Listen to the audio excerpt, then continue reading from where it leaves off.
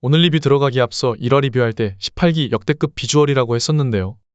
그 말 취소하겠습니다. 오늘은 잇몸숙과 영수의 주도권 싸움에 대한 분석입니다. 영숙이 마치 손풍기에 빙이 된 것 마냥 재미도 없는 손풍기 흉내를 보고 싶어 합니다. 이거부터 보겠습니다. 영수한테 손풍기 해달라고 하고 여자들한테 계속 그 얘기를 반복하는 이유는 영수를 선택했던 여러 명의 여자들 중에 영숙 본인만 못 봤기 때문입니다. 하지만 다른 여성들과 다르게 전날 밤에 영수와 둘이 얘기할 때 분명 호감에 대한 확답은 받은 상태죠. 확답을 받은 내가 못 본 걸 다른 여자들만 본 것이 싫은 것 같습니다. 따라서 다른 여성들에게 지지 않기 위해 또는 우위에 서기 위해 손풍기에 그렇게도 집착하는 것입니다. 남들한테 보여줬으면 나한테도 무조건 보여줘야 한다는 거죠. 그리고 이 장면은 영숙이 영수에게 근본적인 의심을 가지는 장면입니다. 이 장면에서 영수가 일치성을 잃고 잇몸숙에게 한 번 더 확신을 주려 합니다. 원래 영수는 저렇게 자신이 확신을 주면서 상대의 확신을 원하는 스타일이 아니라는 걸 아실 겁니다. 그래서 일치성이 흔들리게 되는 것입니다. 저기서 인터뷰했을 때 어젯밤에 말한 것처럼 그렇게 얘기를 했다며 확신을 주려 합니다. 마치 일반적인 남자들처럼요. 영숙은 다른 여성들에게 뺏길 수도 있겠다는 불안이 해소됨과 동시에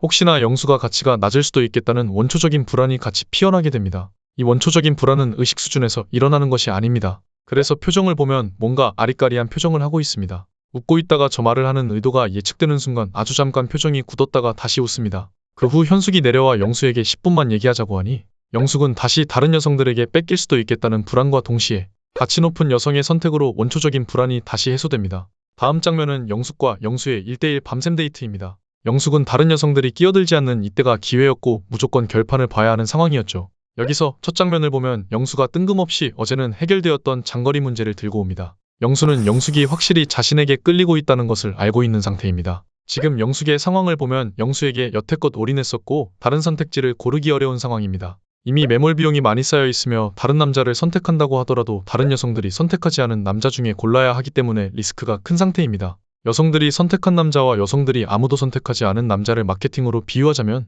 사람들이 많이 구매하여 후기가 많고 빨리 구매하지 않으면 품절되어 버리는 상품과 사람들이 아무도 찾지 않아서 창고에 먼지 쌓여 있는 상품으로 비유하면 쉽게 이해할 수 있습니다. 어떤 걸 구매하실 것 같나요?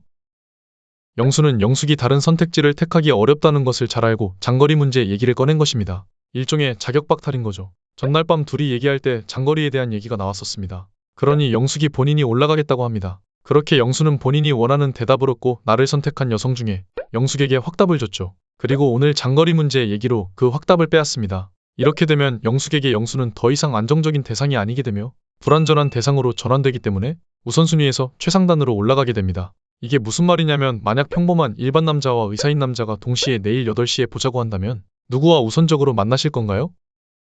웬만해서는 의사와 우선적으로 약속을 잡고 평범한 남자와는 약속을 미뤄서 다음에 만나자고 합니다. 왜냐하면 의사라는 것이 쉽게 만나기 어렵다는 희소성이 있기 때문입니다. 그날 평범한 남자와 만나게 되면 다음에 의사와 언제 약속을 잡을 수 있을지 모릅니다. 남자의 관점에서는 나랑 친해서 자주 보는 평범한 외모의 여자와 처음 보는 예쁜 여자가 동시에 내일 8시에 보자고 한다면 누구를 고르실 건가요?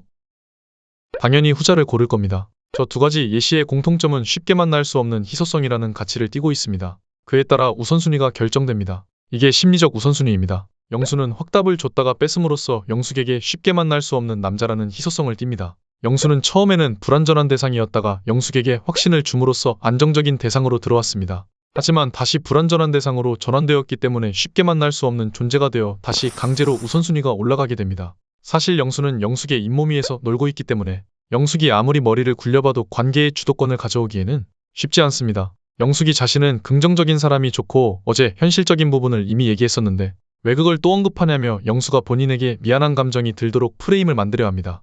여기서 영수가 했던 말을 자세히 들여다봐야 합니다. 영수가 두 번째로 마음에 드는 사람은 없냐고 물어봅니다. 그러니 영숙은 지금은 없다고 영수만 알아보기에도 시간이 부족하다고 말합니다. 지금은 없다라는 것은 나중에 생길 수도 있다는 여지를 남기고 있죠. 그러면 여기서 영숙이 영수에게 원하는 대답은 본인도 영숙만 보겠다는 대답일 것입니다. 일반적인 남자들은 다 그렇게 했을 거예요. 하지만 영수는 원래 1픽은 영숙이 맞았으나 영숙이 상철에게 잠시 가버린 것이 아쉬웠다며 그 사이 자신은 현숙에게 호감이 높아졌고 현숙을 알아보자고 생각했다며 되려 영숙이 미안한 감정이 들게끔 프레임을 바꿉니다.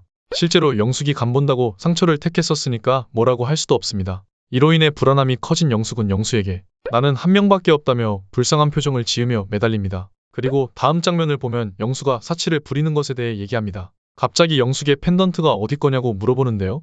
아마 영수는 저 목걸이가 반클리프 브랜드라는 걸 알고 있었을 거라 생각합니다. 영숙의 가방이 샤넬 가브리엘이라는 것도 알고 있었을 것이고요.